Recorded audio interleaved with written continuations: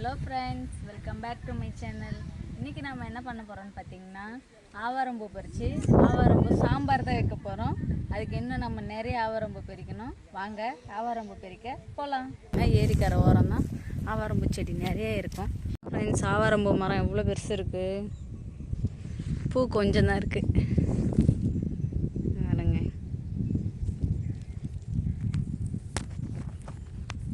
பூ மட்டும் பறிச்சுக்கலாம். ஆடு ஓட்டிட்டு வராங்க. இங்கே பாருங்க, அங்கே கொஞ்சம் இருக்குது, வச்சுக்கலாம்.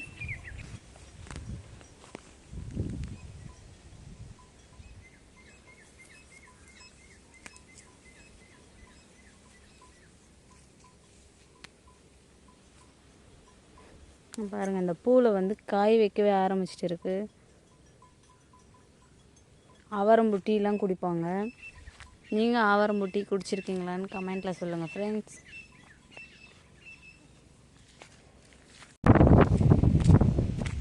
இங்கே ஒரு கண்டங்கத்திரி செடி இருக்கும்.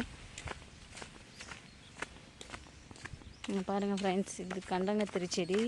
காய் பறிச்சிட்டு இருக்காங்க. இந்த பாருங்கள், ஒரே ஒரு காய் இருக்குது. கண்டங்கத்திரி பாருங்கள், பூ கூட கத்திரி பூ மாதிரி இருக்கு. காட்டுக்கே வந்துட்டோம். பூ அதிகமாக இல்லாததுனால பாருங்கள், இங்கே கொஞ்சம் வச்சுருக்கு. அங்கே பாருங்கள் ஃப்ரெண்ட்ஸ்,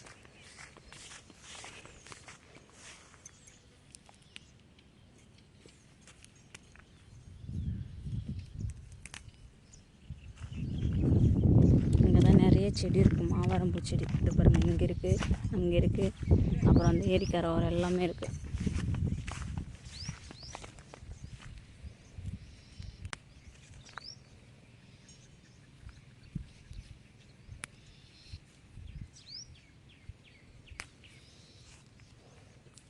அழகாக இருக்குது எல்லோ கலரில்.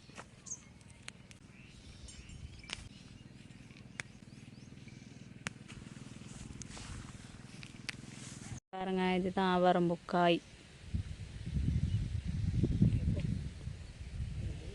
பாருங்க, அங்கே ஒரு தாத்தாவும் பறிக்கிறாரு, ஆவாரம்பூ பறிக்கிறாரு. தாத்தா, இந்த ஆவாரம்பூ எதுக்கு நல்லது?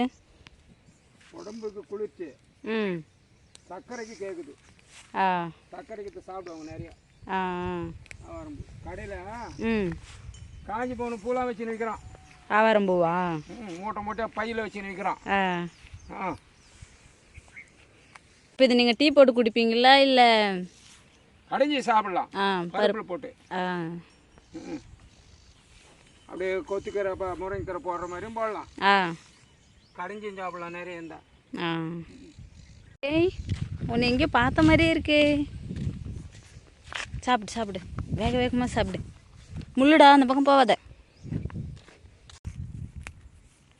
நம்மளும் ஆவாரம்பூவை சாம்பார் மாதிரி தான் வைக்க போகிறோம். சாம்பார் மாதிரி இல்லை, சாம்பார் தான். எவ்வளோ கொத்தாக இருக்குது, அழகாக இருக்குது. பறிக்கவே மனசு இல்லை, இருந்தாலும் வேஸ்ட்டாக தானே போகும். நம்ம பறிச்சிக்கலாம். சத்தம் போடுறாங்க.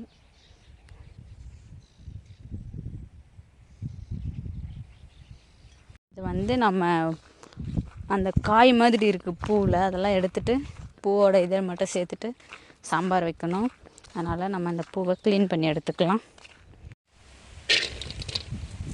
பருப்பு போட்டாச்சு. இப்போ நம்ம தண்ணி ஊற்றிக்கலாம். தக்காளி போட்டுக்கலாம். பச்சை மிளகாய் 2, வெங்காயம், கொஞ்சமாக மஞ்சத்தூள்,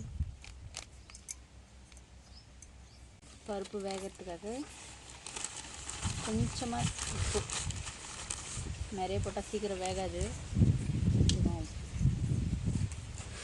இவ்வளோதான். பருப்பு வெந்த உடனே நம்ம ஆவாரம்பூ சேர்த்து கடைஞ்சிடலாம்.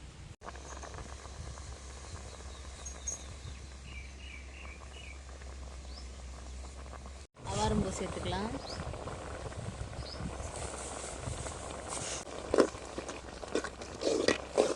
பருப்பு நல்லா பாதி வெந்துருச்சு. சேர்த்துருக்குறோம். ஆவாரம்பூவும் வெந்த உடனே பருப்பை கடைஞ்சி எடுத்துக்கலாம். பருப்பு நல்லா குழன்னு வெந்துடுச்சு, பூவும் பருப்பும்.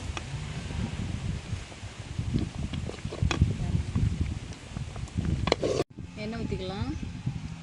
அழிக்கிறதுக்காக கொஞ்சமாக கடுகு சேர்த்துக்கலாம்.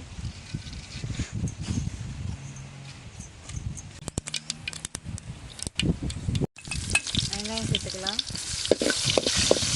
கொஞ்சமாக மிளகாத்தூள்,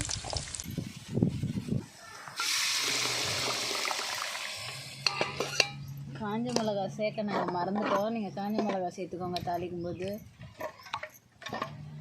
அவ்வளோதான், ஆவாரம்பூ சாம்பார் ரெடி ஆயிடுச்சு.